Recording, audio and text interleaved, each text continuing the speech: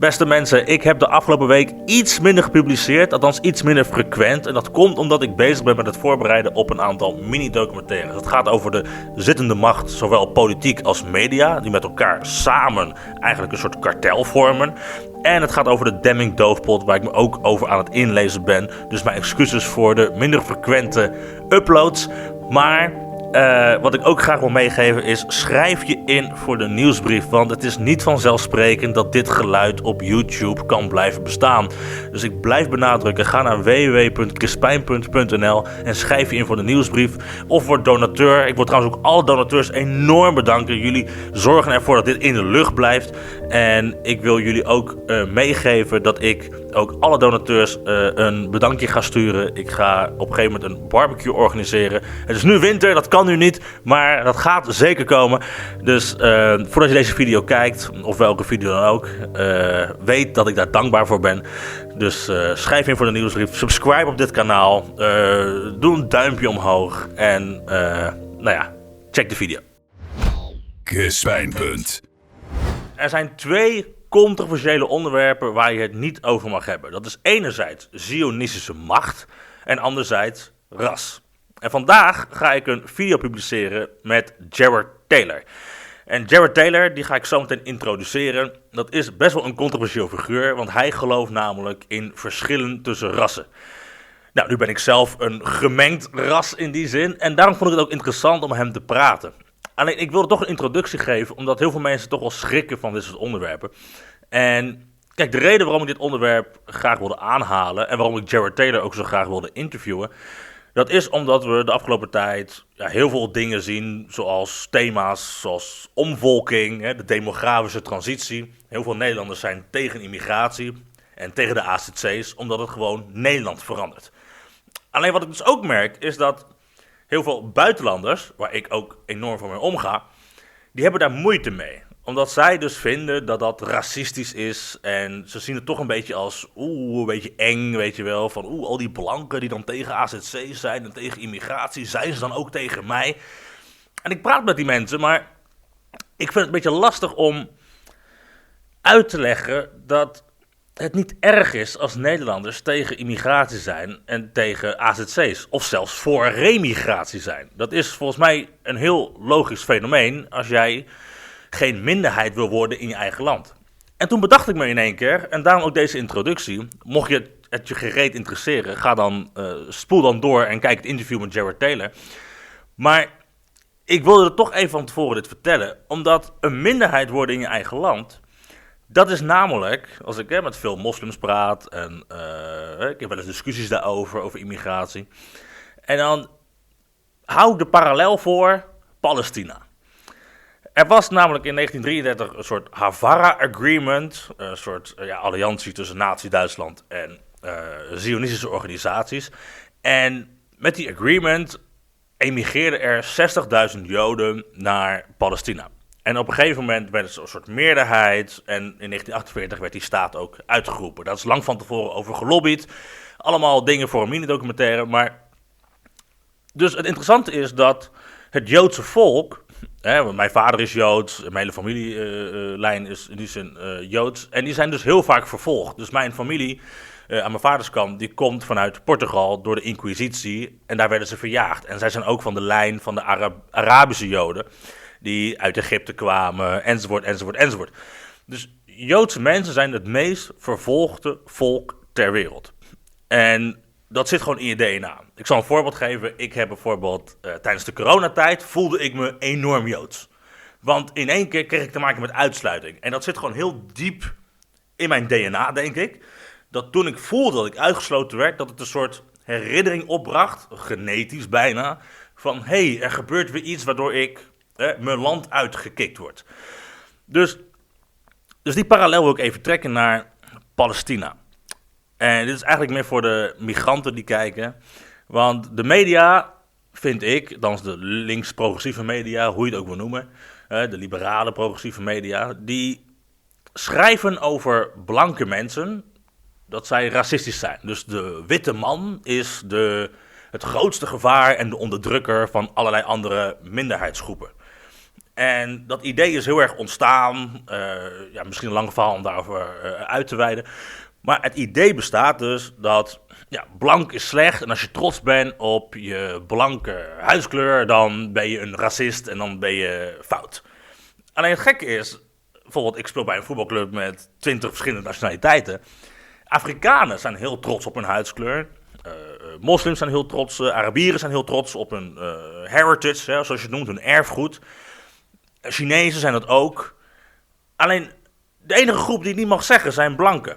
En dat is wel over na te denken. Waar komt dat vandaan? En ik merk ook dat heel veel migranten dus ook af en toe zeggen dat blanken racistisch zijn, omdat ze dan bijvoorbeeld tegen AZC protesteren of tegen immigratie. Maar laat ik die vergelijking maken met Palestina.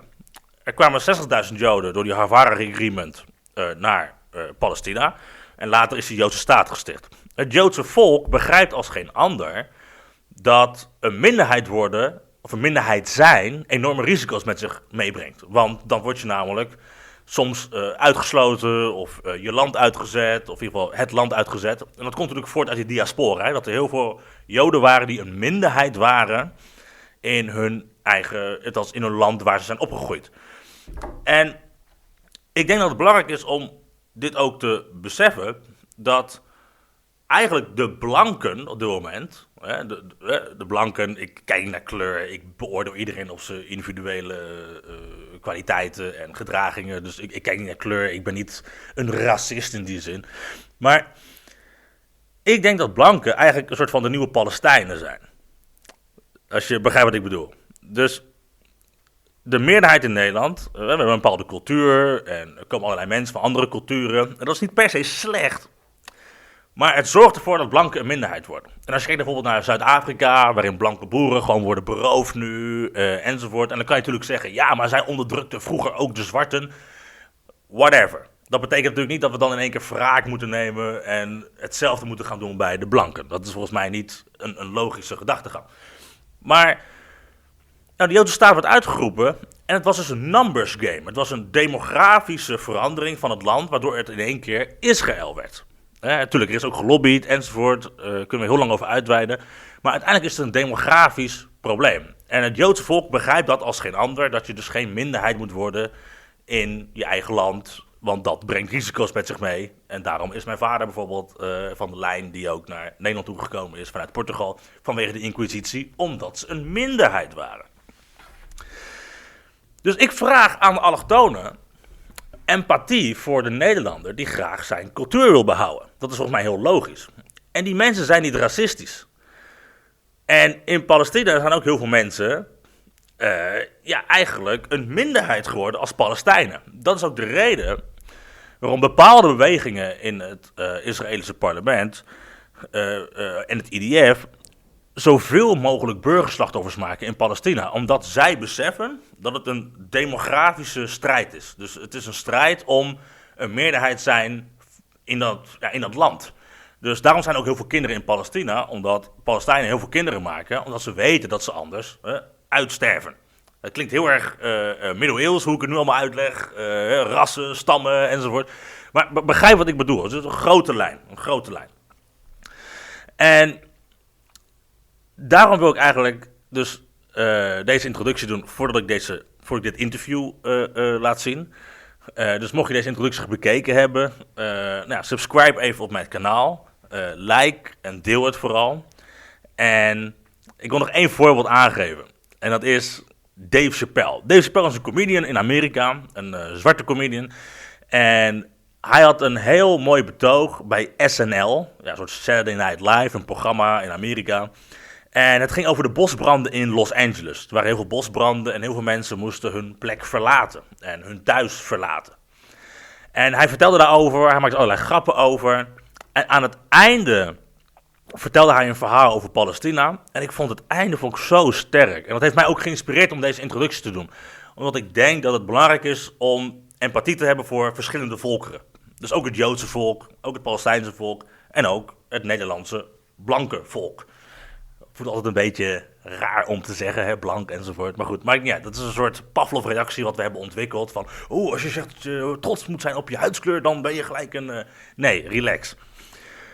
Maar Dave Chappelle die had op een gegeven moment aan het einde had hij een verhaal over Palestina. En hij trok dus de lijn met hoe de Palestijnen verjaagd zijn eigenlijk in 1948 en veel momenten daarna. Met de mensen in Los Angeles die op een gegeven moment ook aan het lijden waren, omdat zij moesten vertrekken vanuit hun plek. Menselijkheid niet. Heb empathie met de blanken en ga nu kijken naar het interview met Jared Taylor, een blanke man die graag geen minderheid wil worden in zijn eigen land. Jared Taylor is een Amerikaans publicist en oprichter van de American Renaissance. Hij heeft uitgesproken opvattingen over ras en immigratie, die vaak worden omschreven als een vorm van blank nationalisme. Taylor staat bekend om zijn pleidooien voor etnische scheiding en zijn kritiek op multiculturele samenlevingen. In dit gesprek ga ik met hem in op zijn ideeën, de argumenten die hij aanvoert en confronteer ik hem met kritische vragen. Het doel van dit interview is zijn wereldbeeld beter te begrijpen. Waarom hij gelooft dat demografische veranderingen in Europa en de Verenigde Staten problematisch kunnen zijn. Waarom hij waarschuwt voor omvolking. En waarom hij het belangrijk vindt dat blanken een meerderheid blijven in hun eigen land. Well, Jared Taylor, nice to meet you. We are here in Porto, in Portugal. Yes, it's my pleasure to meet you. Yes, we are going to talk about race. And I already made an introduction for you, but can you introduce yourself first? Certainly. My name is Jared Taylor, and I'm the editor of the website amran.com. And I've been working in the area of race and immigration for 35 years now. And what was the interest of you? Where does it came from, the interest in race? Well, that's a big question. My work is really divided into two areas. One I would call race realism, and the other is white advocacy. Race realism has to do with the fact that race is a genuine biological phenomenon. It's not some sort of optical illusion or a sociological construct, the way we are sometimes taught to believe. It's a product of different directions of evolution. The races are biologically different in certain significant ways. And it's also true that wherever people of different races go, they tend to build the same kinds of societies, whether they're East Asians, whether they're Caucasians, whether they're Sub-Saharan Africans. So race is real, and we are making a foolish mistake if we try to pretend that there are no racial differences. The second aspect, white advocacy, that is a recognition that white people have legitimate group interests. In the United States, for example, we take it for granted that blacks have group interests. So do Hispanics, so do Asians, American Indians. But only white people are not allowed to say, yes, we as white people have this interest or that interest. And to me, this is a kind of suicidal, unilateral disarmament in a dangerous world. So it's those two elements, recognizing the importance of race and also recognizing the legitimate interests of whites and that they must fight for their interests just as every other race fights for their interests. Well, I think the observation is right, that white people are not allowed to say something. That's correct. For their race. I think that's the correct thing, because in the Netherlands we also have a big debate about the demographic transition. We call it omvolking. Yes. But why does it matter? Because a lot of people who will watch this, they will say, well, why talk about race? We all one. We have one consciousness, and we all one people, one together, and the Great Awakening is coming. And you know people like that. Of course. Well, I'm in between. I'm also a naturalist, so I also believe in biological facts. Yes. But I also am a spiritual type of guy that also want to believe that ultimately we are one. What's the distinction between those two? Because we are not all one. We are not all identical. We are not interchangeable. The theory that you are propounding would suggest that if in the Netherlands you removed all of the Dutch people and you replaced them with Somalis or Pakistanis, you could still have the Netherlands. And I'm telling you, no, that's not possible. The people in the Netherlands, just like the people here in Portugal, people in France, the people who are descended from the people who established those nations, they're being rapidly replaced through immigration by people who are unlike them. And they wish to preserve their own culture, their own heritage, their own biological unity. And to me, this is perfectly natural, normal, and healthy. If you were to go to China and to say, you know, this is not a bad country you have here, but you have a problem. Too many Chinese. You need diversity. Bring in, a couple of million Pakistanis. You know? Turks. Turks have done wonderful things for Germany. You need Turks. Maybe 10 million Guatemalans. Look what wonderful things they've done in the United States. The Chinese would say, this man is crazy. This man is a criminal. They would laugh at you. But only white people are told diversity is so wonderful that if you bring people utterly unlike you into your own country, that will make your country better, even if you become a minority. The United States has been the source of this insanity. We say diversity, and we talk about differences in race and religion, language. Diversity is our greatest strength, whereas it's obvious. Diversity is a terrible weakness. It's a source of constant conflict. And so, when the people of Europe are being rapidly replaced by people who are not like them, it is natural, it is normal, it is 100% moral to resist and want to keep their countries for themselves. Why does your ideas get so much resistance? Because you also went to the Netherlands in 2017. There was a lot of, how do you say it in English? A lot of conflict. Conflict about your. Yes. You were dining with Baudet, and people were saying that you are a racist on a moral thing, but you are a race. Well, I will say race optimist. Well, I'm a race realist. I'm not a race optimist. I think it's because only in the last 50 or 60 years have white people begun to think this. From the founding of the United States up until about the 1950s, white people took it for granted that the United States was an outpost of Europe, that it was a nation for white people. Yes, we had brought in black slaves. Yes, there were Indians there before we got there. But fundamentally, the United States was a white man's country. The very first immigration law or naturalization law in the United States passed by the very first Congress. This is setting up the rules for a brand new country.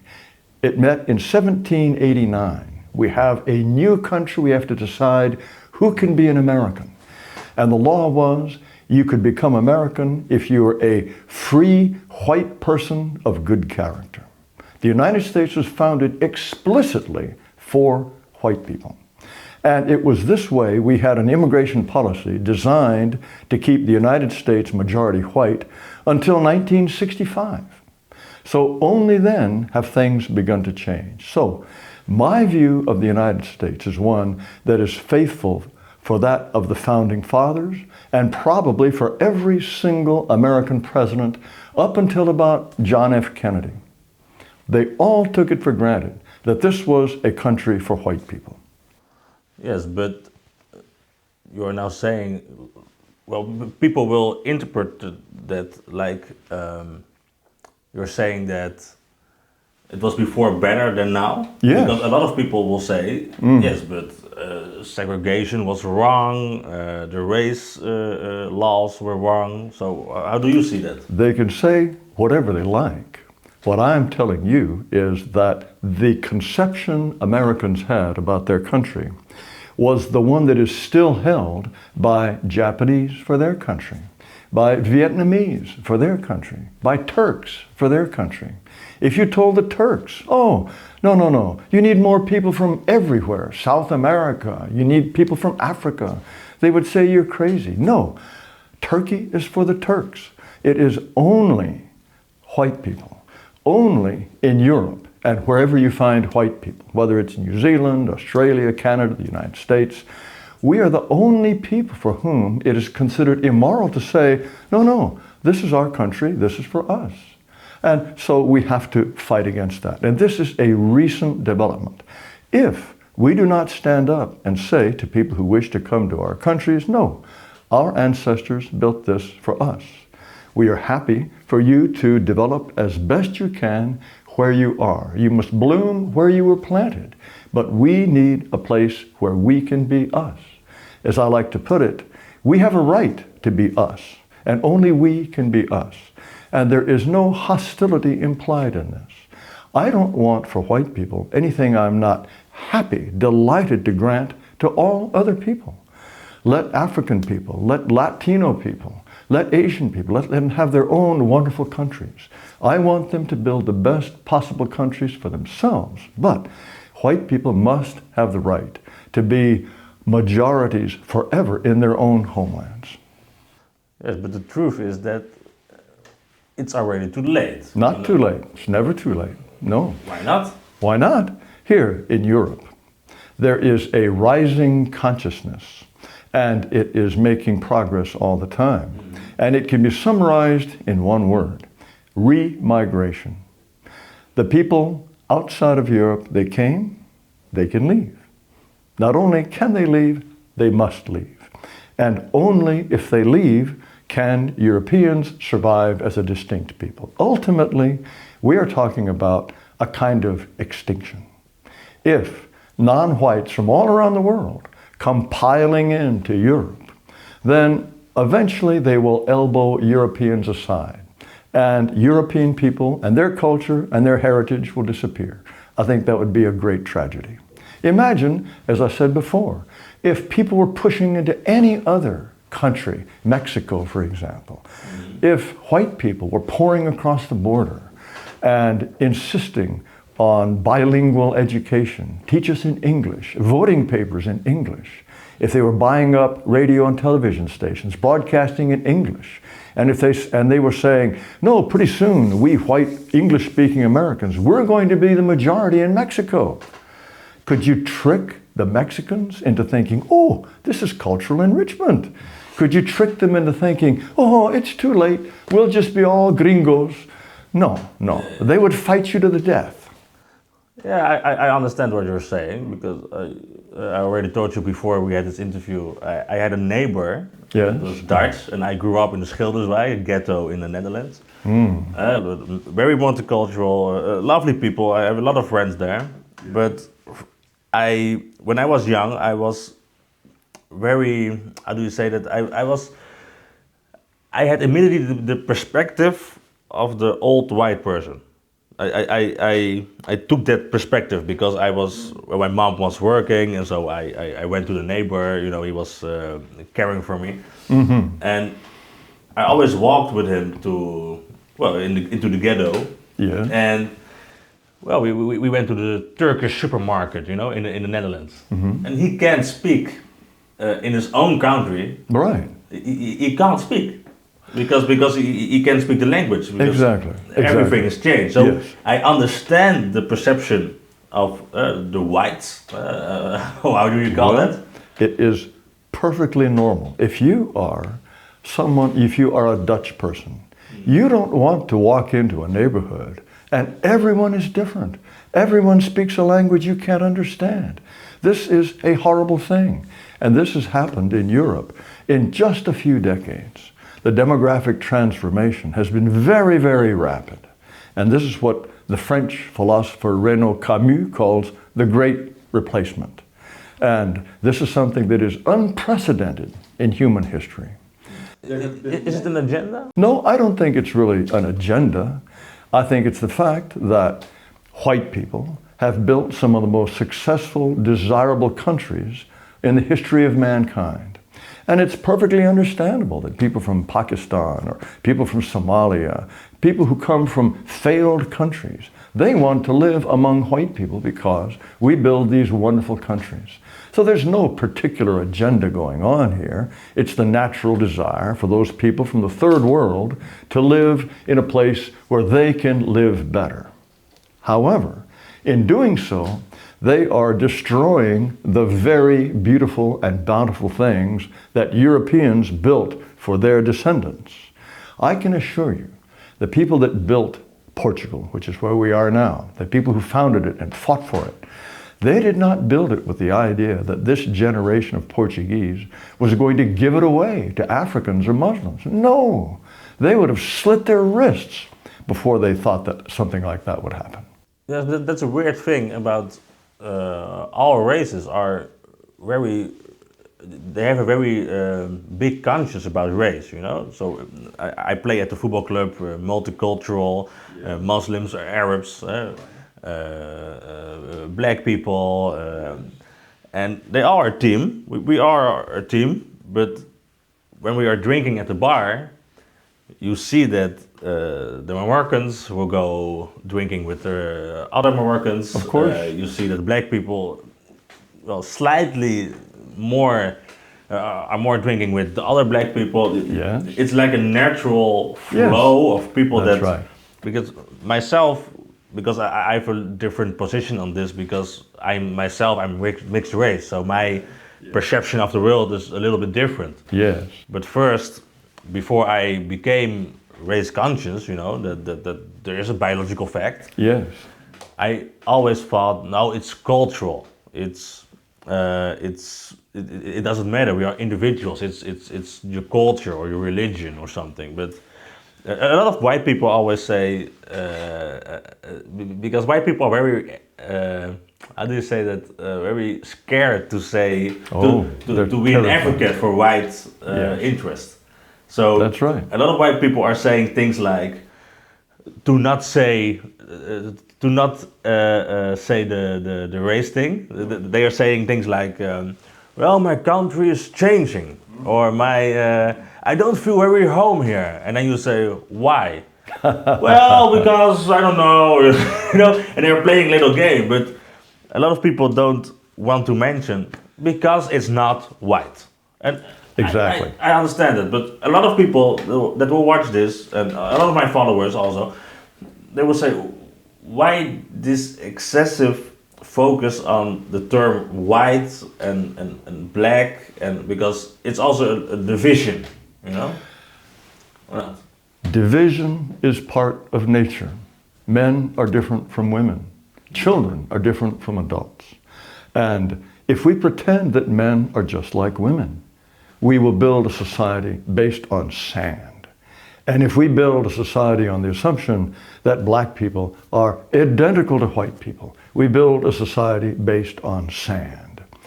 In the United States, in what we call the civil rights movement, the idea was that all people were going to completely dismantle any racial consciousness. We were all going to hold hands and all be Americans. And white people actually tried to do this. No one else did. Black people developed their racial conscience all the more. And when Hispanics started coming into the country, they too had a very fierce racial consciousness. And while white people were saying, no, no, we're all Americans. Yes. And if they were to say, no, we're white people, oh, that's racist. But a black person can say, what do I like? I like to be around black people. Yes. I like to listen to black music. I like the art of Africa. That's perfectly normal. But if a white person says, I like to be around white people. I like classical music. I love to read Shakespeare. Oh gosh, that's racist. That's white supremacist. This is a terrible, terrible double standard. And I'll say one more thing. Even the most liberal, outspoken whites are really hypocrites. They are deceiving themselves. They will tell you, oh, I love diversity. Where do they live? Do they live in a mixed neighborhood? Do they live with black neighbors, Hispanic neighbors? Do they send their children to school where the white children are a minority? No, this is absurd. They lie to themselves and they lie to us, and they live in their own little enclosed, overly white world. It's really quite contemptible. Take someone like Bill and Hillary Clinton. They talked about how diversity is wonderful. If the United States becomes majority non-white, that'll be a great thing. Where did they decide to go live after they left the presidency? A place called Chappaqua, New York. It's about as white a place as you can find this side of Iceland, for heaven's sake. These people are contemptible hypocrites. But that was I'm referring to. A lot of white people are saying that they doesn't see race, they doesn't see Well, color, but if they don't see race, race sees them. where does it leave me? Well, Just to make it personal, I like it because I'm a mixed race yes, guy. I'm a yes. Jewish father. My mother is Colombian, but ever Colombian. I'm now trying to say because Right, she's African. well, there are people who really do believe in a kind of a multi-culti world. And I say that if white people and black people and mixed people, they all want to live together and they all want to hold hands and sing kumbaya, that's fine. God bless them. That is perfectly okay. I have nothing against freedom of association. But freedom of association should be something that to be granted to everyone, even white people. But I'm not mixed race. I know some mixed race people. Some mixed race people identify very strongly with one race or the other. Some can't quite decide who they are. And in some respects, that is perhaps tragic. If in a world where most people are one race and they all have a strong identity as someone of one race, then perhaps it is a more difficult situation for people who are mixed race and don't make a decision. In the United States, you could say, I'm black and I'm proud. And no one would say, no, you're not black. In the United States, anyone who is even slightly black can claim, I'm black. So it depends on where you live. And it depends on what your mentality, how you conceive of yourself. But there is a solution, I believe, for everyone. But the solution that I think is necessary for my race is that people who are like me have the opportunity and the destiny and the guarantee of living in a homeland where we will be the majority forever. And as I say, I grant that willingly to people of every other race and nationality. Well, this is, what you were saying is very interesting because, like, I'm mixed race, Yes? and if I am playing soccer or football, we say it in the Yes, in football. Netherlands, football. But if I'm in the dressing room and we're talking about each other, you know, making jokes or something, Right. and well, like a lot of people will say to me, "You're black, Jonathan. You're black," and I will say, "No, I'm not black. Yes? So what are you then?" You know, for them, it's very weird for me to say that I'm not black. But I am black, but I don't identify as black. Right, right. So I don't want to make jokes about identifying and things, Yes. but it's, Yes, you identify as a woman too. I identify as a woman too, but Yeah. I also I'm also not white, you know. So it's very difficult for me. What is the problem of being dead like me? Well, as I say, it depends on where you are living. Take President Barack Obama. He clearly identified as a black man, but he was just as white as he was black. But why did he decide, I'm black? He's 50% white. And he married a black woman, he has black children, he is black, black, black, black. That is his identity in America. Now, perhaps in Brazil, he might identify as something else. But it all depends on the cultural context, and it all depends on what is inside of you. So that is a decision that you have to make. I can't make it for you. Well, I acknowledge the problem of being a minority in your own country. I can understand that Yeah. white people doesn't want to become a That's minority. right. We don't want that. It's very logical. Yes. Asians doesn't want that. No. The Arab world doesn't want that. That's right. But only white people can say that they want to be a majority. That's true. That is suicide. But I also see the rhetoric about race, tensing up, or how do you say that? Raising tensions? Yes, raising tensions. And what I'm seeing is that the term remigration, Yes. I understand it, Yes. but I also think, okay, people are mad, they are now calling for remigration. Yes. If they don't get what they want, what's the next step, you know? just to be a little bit silly, but grabbing people out of their houses and sending them away. You know, what is the... It has to be done in as humane a way as possible. But after all, they came to Europe. There's transportation that brought them here. Transportation can take them home. In some cases, if they are illegal immigrants or if they are criminals, then they can be grabbed out of their houses, as you say, and expelled. I think that's logically. Yes, that's perfectly logical. The group that is not. The group that is like me. Yes, well, that's a more difficult issue. And some people talk about incentives. You pay people to go back to where they came from. Or perhaps if you are really in desperate straits, then in order to secure a homeland, some people talk about forcible remigration. But all of these things have to be discussed, and these things have to be carried out in as humane a way as possible. What Europeans essentially have to decide is, wow, for the last several decades, we made a terrible mistake. We guaranteed minority status and perhaps hated minority status for our children and grandchildren. What can we do to solve this problem? How do we correct this mistake? And ideally, we could appeal to the Turks in Germany or the Moroccans or the Algerians in France and say, please understand, we made a mistake. Just as you in Algeria or Tunisia or Morocco or Turkey would never want to be a minority, we made a mistake. Please understand. And here is 5,000 euros. Please go back to your country. Would that be a futile appeal? Well, it'd be a humane appeal. A humane appeal, yes. The question is how humane it can exactly be done yes. if people doesn't want to go back. That's right. That's the yes. question where it becomes for me a little bit of course tricky, like you know? Well, but imagine this.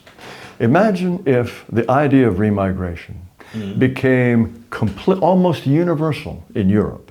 Now, of course, the people who talk about remigration, even their own governments, here in Portugal, the people who established this Congress on remigration, they had to rush around at the last minute and find a place to hold a meeting because the place they had contracted with canceled their contract.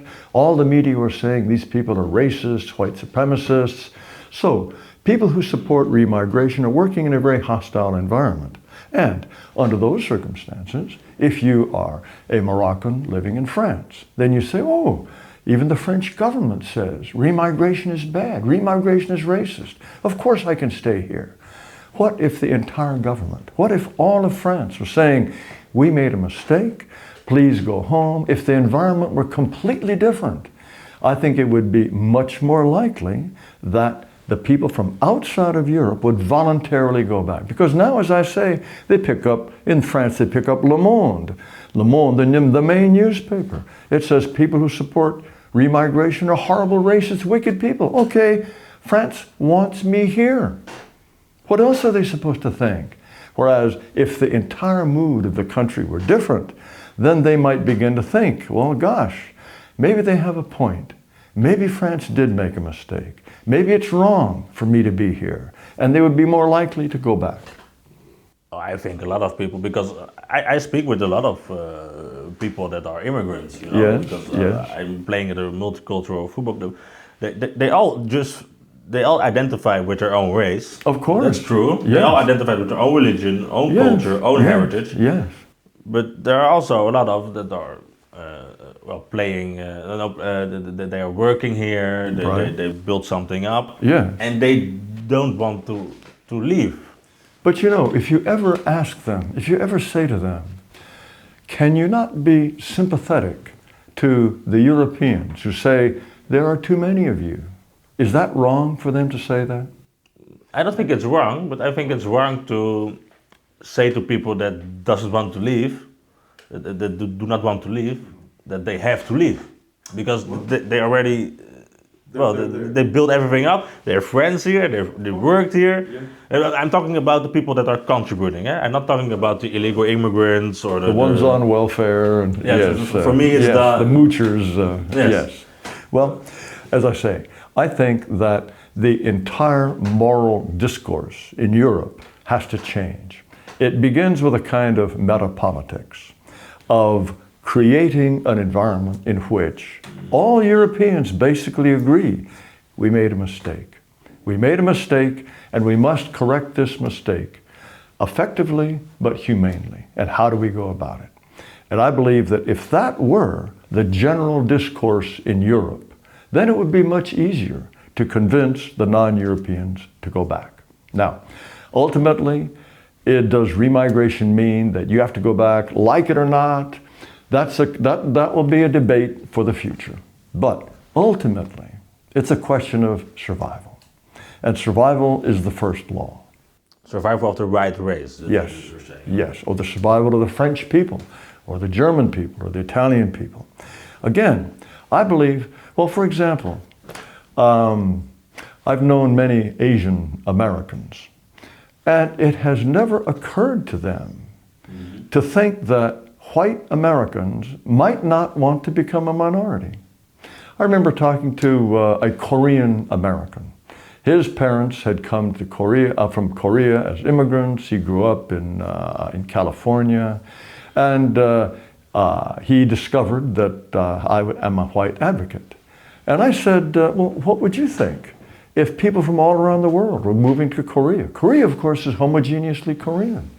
He said, what would you think if they were coming in such numbers that Koreans were eventually going to become a minority? Can't you understand why white people don't want that? And he said, gee, I never thought of that. And of course he never thought of it, because if anyone says that, then all of the forces, all of the conventional media and government and churches will say a white person who speaks that way is a white supremacist and a Nazi. But we are the only people who are forbidden to stand up for our own interests. Yeah, I think that's true. Yes, yes. And so what do we do? What do we do about this? And I believe that we have the right, we have the duty, a duty to our ancestors, an obligation to our children. Our children must not grow up as hated minorities. And that is the direction in which the United States is going. And I do everything I possibly can to stop that. Yes, because where does that hatred come from against white people in the rhetoric, you know, all white are supremacists, the white man is the problem, and where does it come from? Because I can understand of a perspective of a left-wing person that is saying, well, you robbed the countries that those people are coming from, so I can understand that the point of view. Well, I think there probably are a certain number of third world people. People from India, for example. They're just pouring into Britain now, pouring into the United States. And they will say, oh, the Indian Raj that was run by the British, this was a terrible exploitative thing. And they are why we are poorer than in England. I think that's completely untrue.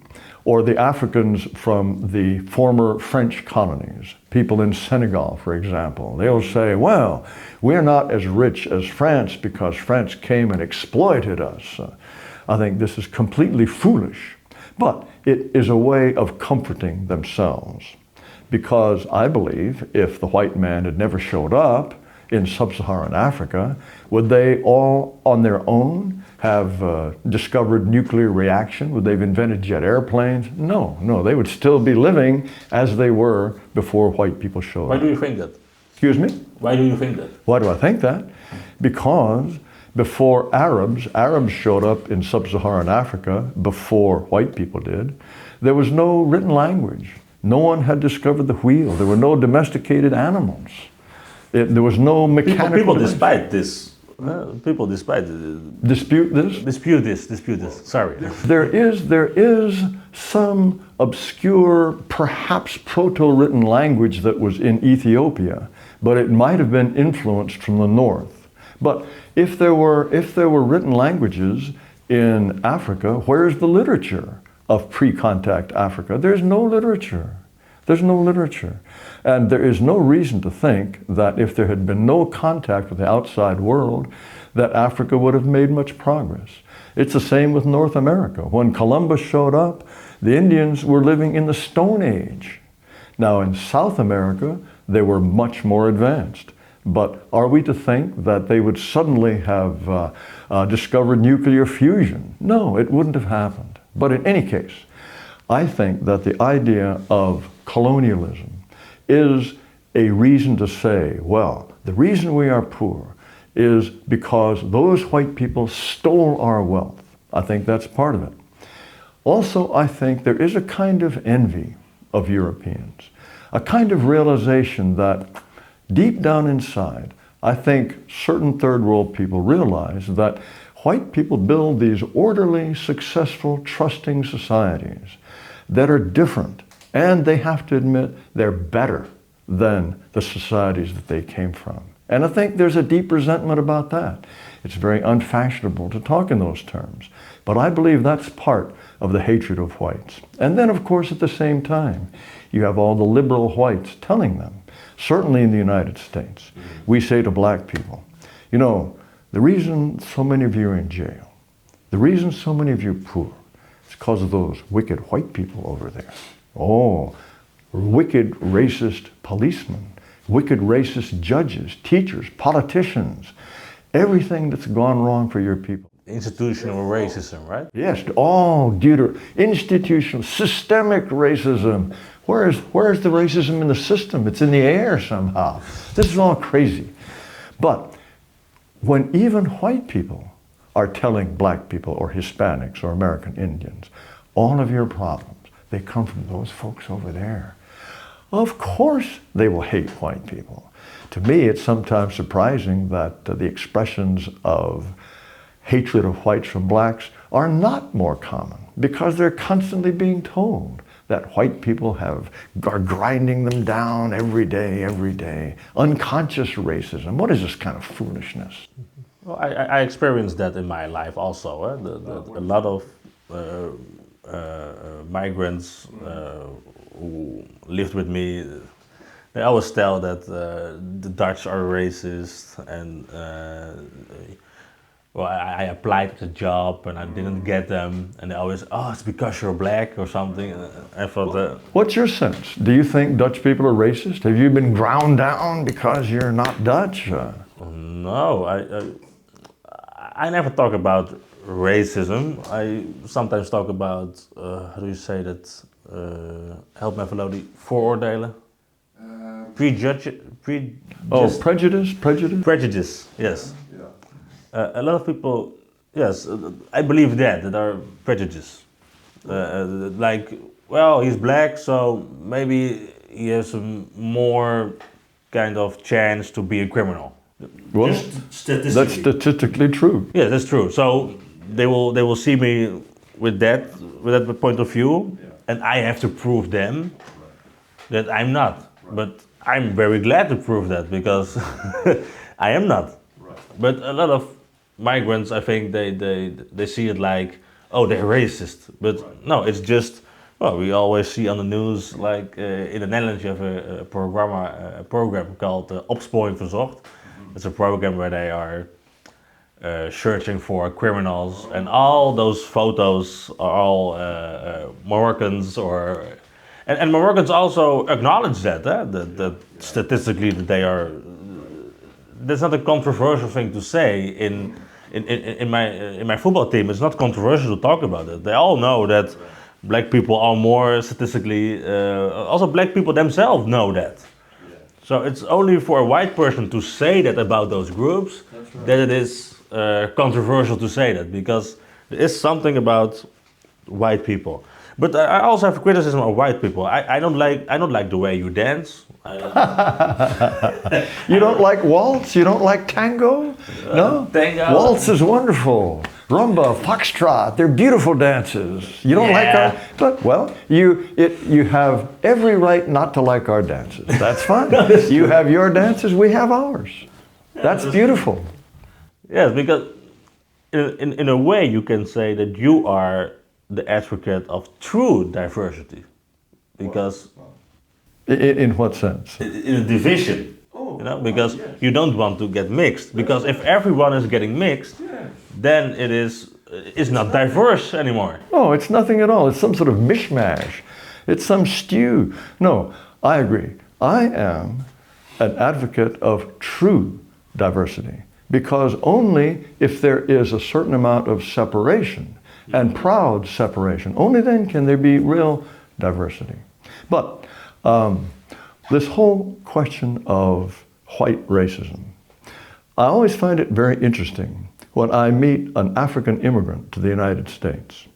I like to ask them, the United States is supposed to be a terrible, racist country. Why did you come? Why did you come to live around all these horrible white people who might want to lynch you? They just laugh at you. They say, this is a wonderful country.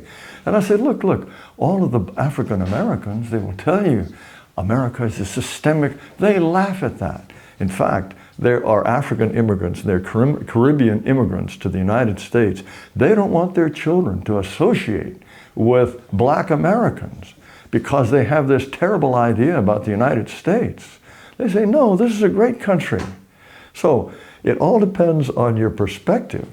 And I think that, yes, black Americans, they have a very jaundiced, very negative view of whites. And interestingly enough, it is the blacks who have gone to a fancy university because of affirmative action, race preferences, and they get some fancy job, and they move up in the government. The higher they get, the more they seem to think America is a terrible place. Isn't that interesting? It's the ordinary black people in the street. You talk to them, and they have a kind of a realistic view of race relations. They know that no white man's going to mug them. If they're going to be shot or mugged, it's going to be another black man. They realize that most white people are pretty fair-minded. It's the ones who end up being professors at Princeton. They're the ones who tell you, oh, the system is just so terrible and racist. Well, gosh, if that's the case, how did you get where you are? No, it's a very strange phenomenon. Sort of ordinary black people, they have a much more realistic view of why black people cannot get ahead. Well, but where does that biological difference come from? Oh, it's from evolution. The last common ancestors of sub-Saharan Africa. This is an important thing to say, because you are in the how do you say that? In the presumption that evolution is a true theory. Yes. I think that a lot of my followers doesn't believe in the they don't believe it. Evolution theory or something. Well, then why is it? Why is it that Eskimos are so different from Danish people? What accounts for that? Why do they think they are so different physically?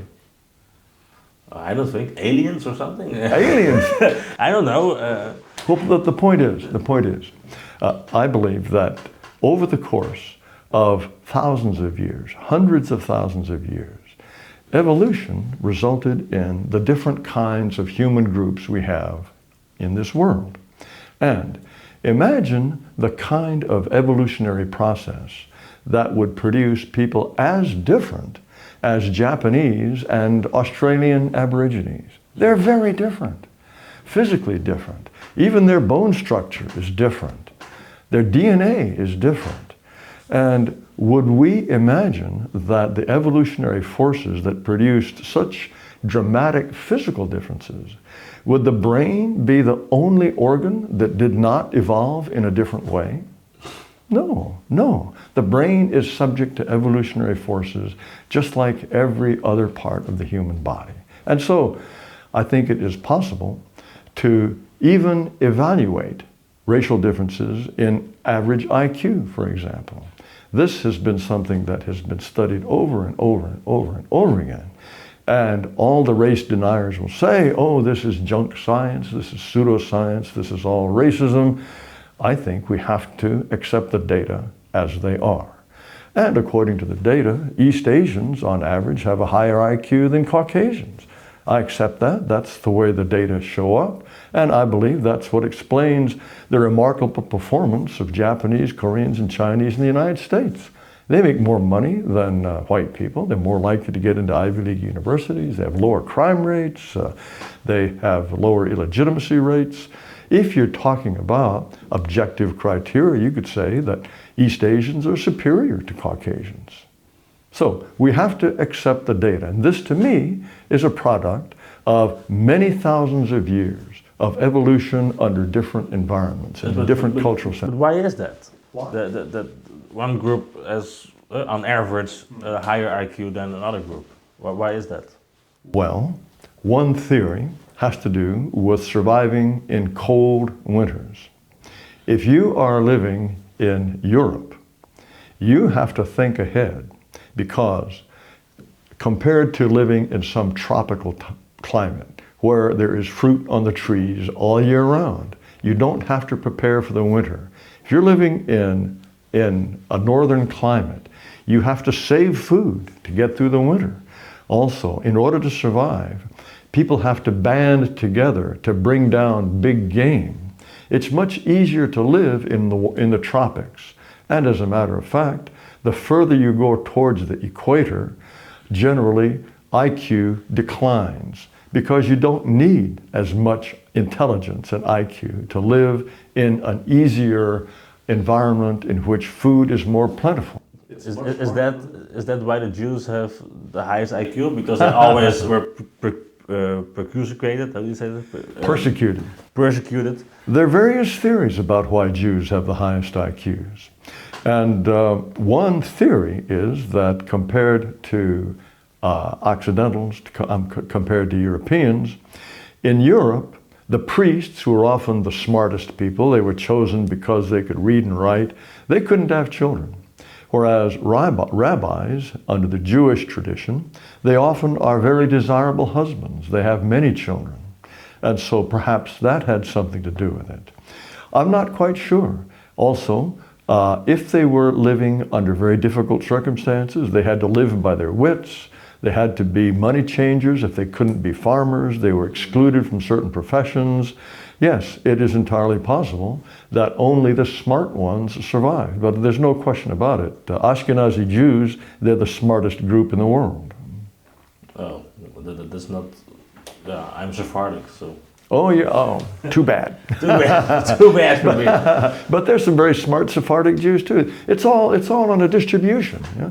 There are obviously a certain number of sub-Saharan blacks who are smarter than most white people. It's all distribution, different averages. Well, I always make a joke like I'm half Jewish and half black, so I have an average IQ, you know. So just an average. But why? Well, the problem with the IQ discussion, I like it to talk about it. I don't get offended or good. Well, you shouldn't be. These are the data. You know, we should not run away from the data. We have to deal with the facts as they are, not as we would wish them to be. This is part of the big problem. This is the big problem of liberalism. Wishing or trying to believe that human beings are different from what they are. And one of the most obvious examples is wishing or believing that men and women are basically the same. This is insanity, complete insanity. The nature of men, the nature of women, they're different. And to somehow think, oh, no, this is all just social roles that are socially constructed. No, it's deep in our biology. But this attempt to make everything the same, all religions are equally true. All cultures are equally beautiful. Men are like women. Being a homosexual is no different from being heterosexual. Being fat is just as beautiful as being thin. This is cuckoo stuff. And this is all from this liberal assault on any recognition of differences. I think the average person agrees with you on all those things. Yes. With a liberalism that if you're fat, no, it's all fine.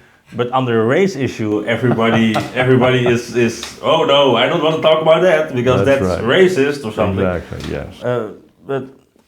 But I can understand that people are not likely to talk about these things or find it very scary to talk about IQ and race. It shouldn't be scary. It's scary. It shouldn't be, but I understand why, because if we are saying black people on average have a lower IQ, I think a lot of people with, well, that have a low IQ are gonna say, well, we have to treat those persons different, and we have to, on a moral scale. So it's dangerous, I think, also.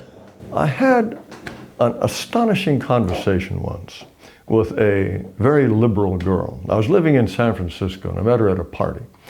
And I don't know quite how we got onto this subject, but the whole question of racial differences in IQ. She says, no, that can't be true.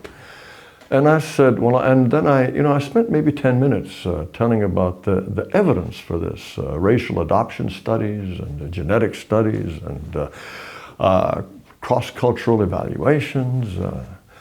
And then, do you know what she said? She says, well, if that's true, we'll just have to kill them all. I said, good grief, no one has ever thought that. Traditionally, in the United States up until maybe the 1950s or 60s, everyone took it for granted that black people, on average, were not as smart as white people. That doesn't mean we have to kill them all, for heaven's sake. Each person is an individual, and you take him as an individual. But there's something, I think, cuckoo in the liberal mind that is so attached to this idea of equality that it can't handle a recognition of the truth. No. So I've never forgotten that conversation, because this woman was not joking. This was completely crazy. But I think there is something in liberalism that is so detached from reality that when you confront liberals with proof of reality, inequality, the reality of inequality, we have to kill it. This is crazy. It's like communism. Yes, exactly. It's like communism. So no, but that's never been. And as I have always said, for most of American history, people assumed that black people, on average, were not as smart as white people. But in the South, yes, there was racial segregation. In the North, there wasn't racial segregation. But there was segregation in the South because white people recognized that they preferred to live around white people. They wanted to marry white people. They wanted to spend their social occasions with white people. But there also was hatred. Well, a portion of it. You know, you would be surprised if you talk to people who grew up in segregation. There was actually a kind of paternalist affection between whites and blacks. My grandfather, he owned a chewing tobacco company. And all of the top executives were white. Everybody else who worked in the factory was black. And every morning, they would have a prayer meeting. My grandfather was a deep believing Christian, and everyone who worked, and they would have prayers together. And sometimes the black workers in the factory, they would get in trouble with the police. And my grandfather would go down to the police station and he would bail them out. Or if they were sick, my grandmother would take food to the family. There was a very kind of paternal, and it was not a relationship of equality, but it was a relationship of a kind of true affection. A kind of affection between unequals that's very, very difficult for Americans to imagine today. Also, when my parents grew up in the 1920s and 30s and 40s, at that time, all middle-class Southerners had a black woman, we called it the black mammy, who looked after the children. And when I was growing up in Japan, every 5 years we could come back to the United States. My parents were missionaries. And it was very important to go visit not only my parents' parents, my grandparents, but also to go and embrace the black mammy. The black mammy was part of the family. So this is a kind of relationship between blacks and whites. As I say, it was not a relationship of equals, but genuine affection and love. And my parents, they would hug their mammies would hug them and kiss them. They were almost like foster parents for them. So, yes, there was lynching and there was hatred, but you should not ignore this kind of paternalistic, hierarchical affection that I think it is not an exaggeration to call it love. And this kind of, I don't know, true intimacy and love between blacks and whites, I think that's impossible now. Why is it possible? That kind of relationship. Yes, black and white people can fall in love with each other and marry, but the just social, a question. yes, the social relations of that kind would be impossible today. Okay, well, explain to me why. Because the assumption was blacks and whites are different, but blacks and whites can help each other and love each other in this hierarchical fashion. Now it's considered immoral to think in those hierarchical terms. But that established hierarchy permitted a kind of interracial love and respect that I think is gone from the South.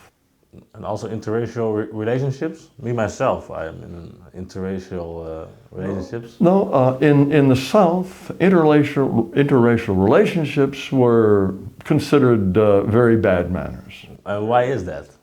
Because white people wanted to remain white. Yes. We didn't want to disappear. And I think that's true today. I want my grandchildren to look like my grandparents. I don't want them to look like Fu Manchu or Anwar Sadat or Whoopi Goldberg. You know. Are there biological facts about interracial... Biological, what do you mean biological facts? I mean, does it have effect on babies or on... Well, generally, the average IQ will be something of an average between the two groups. So, on average, if a white person has a baby with a black person, that the mulatto child is going to be smarter than the average black, but not as smart as the average white. These things all work out according to essentially mathematical formula. Yes, but we whites are a minority in the world. We're perhaps 7%, 8% of the world's population. And I don't want white people to disappear. I like white people. I like the culture that white people built. I like the way white people look. And if we fill our countries with people unlike us, and we all live happily ever after and breed together, white people will disappear. Am I wrong not to want my people to go extinct? No, I think that's perfectly legitimate. In the United States, if you were to talk about, say, the Hopi Indians or the Navajo or the Cherokee, and you find the last pure-blood Cherokee or the last person who speaks Cherokee, everyone thinks it's terrible if that last person dies. Or if people talk about the people of Tibet, Chinese are pouring into Tibet, they're trying to take over Tibet. The poor Tibetans, we need to preserve them and keep them. But white people, nobody cares. Nobody cares. If we are displaced in our homelands, bred into extinction, I think we are just as valuable as some of these species that we're supposed to be moving heaven and earth to preserve. Wow, so you're against breeding because... we disappear. We disappear. Because the white race will disappear. That's right. That's right. Do you have no sympathy with that view? Well, I understand it. Yeah. From your point of view, I can understand. Yes, yes. As I say, it's just like the American Indians. It would be really a very sad thing if the last American Indian disappeared and all of his descendants were really essentially bred into whites or Hispanics or Asians or something like that. No, as you say, I'm a true believer in diversity. Yes, I already acknowledge that. Where are we going? The future of Europe. What is the future of Europe right now? Because there's a big demographic transition. I think there are also a lot of mixed race people that I think are very assimilated with Dutch culture. Of course, a lot of not. So, the future depends on what the white people do. If the white people are unable to say, this is our country and we want it for ourselves, they will lose their countries. Every nation will disappear. Germany will disappear. It will no longer be a place for German people. And when the people disappear, their culture and their heritage will disappear. That to me is a tragedy. And that is why this spirit moving through Europe now of remigration that is the only way for Europe to survive as a distinct place with distinct people and distinct nations. That is the choice that Europe faces. Well, that's, I think that's true. Yes. But also it is, well, for me it's more interesting to see that there are a lot of mixed race people that are now living very long in this country. So, and I also see that there's going to be a race war. You know? Well, like, I hope, I don't think there has to be a race war. I think it will happen. You think so? Because if the presumption of the migrants is that white people can say that they are, how do you say that they are in favor of their own color. You know? That's the presumption that everybody lives in. And if you are saying that, then you are a right extremist. You are the next Adolf Hitler, and you know that's a. So if white people are getting more conscious about their race and they're talking about it, the whole presumption is that then you're a right extremist. So you have to be. For now, that's the assumption. But I believe that our ideas of preservation of European people, it's gaining ground very rapidly. Yes, but not to the core, because Not yet. But wait 10 years. Yes. Yeah, but But you see, I don't think race war is necessary. And if race war were to happen, why? Why would it happen? It's because European countries made this terrible mistake of letting people of different races to come in. That was the whole origin. That was the whole source of this terrible problem that might be a result in race war, might be a result in disappearance of whites, or might be, and this is to me the only genuinely humane solution, remigration. And why did that happen? That's the last question. Why did it happen? Why did it happen? Why this idea of bringing in all those people, like my mother and my father also? Where did that idea come from? Is it only liberalism and it's a coincidence, or is it? It depends on the nations. The nations that had that had empires. After decolonization, many of the Commonwealth people had a kind of status that permitted them to move to Great Britain. And that was the Windrush generation, you know, the first group of Caribbean blacks who showed up in Great Britain. So depending on and it was the same for the French Empire. People who were part of the former French Empire, they had a kind of right to migrate into the mother country. Also, there was a demand after the Second World War. All of the European countries, so many men had been slaughtered, millions of men dead. They wanted cheap labor. And the idea was that in Germany, these Gastarbeiter, the guest workers, they would come and they would work for a while and then they would go home. Well, they came and they liked it and they didn't go home. So there is this backwash from empire, that was part of it. A desire for cheap labor, that was also part of it. And then, I believe, there was pressure from the United States. We had this crazy idea, I think it's a kind of a poison, that diversity is a wonderful thing and that Europe should have the kind of diversity the United States has. We were the wealthy model. And if America, it has this multiracial society, maybe we should have one too. A kind of moral pressure from the United States. And then, as the populations grew larger, then it became clear that if we are to stop this, that is going to disappoint a lot of people. It will be a very difficult thing to say to the second or third. Well, we had some technical issues, but okay. I only have 2 questions for right. you, because we have to check out of the hotel. And Yeah, check-out's at noon, so. You were talking about the gastarbeiders, the guest laborers. Right. Can you understand of a point of view of them that came here, Yes. helped build the country, you know, because after the Second World War. Can you understand that they are, if we are talking about remigration, that they are thinking, what the fuck is happening here? We came here to work here, we built something here, and now we are. I understand your point of view also, you know, because you want a white country. Yeah.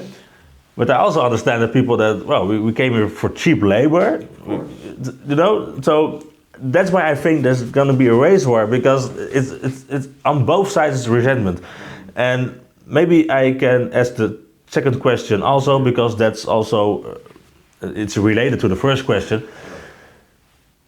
Isn't it your fault?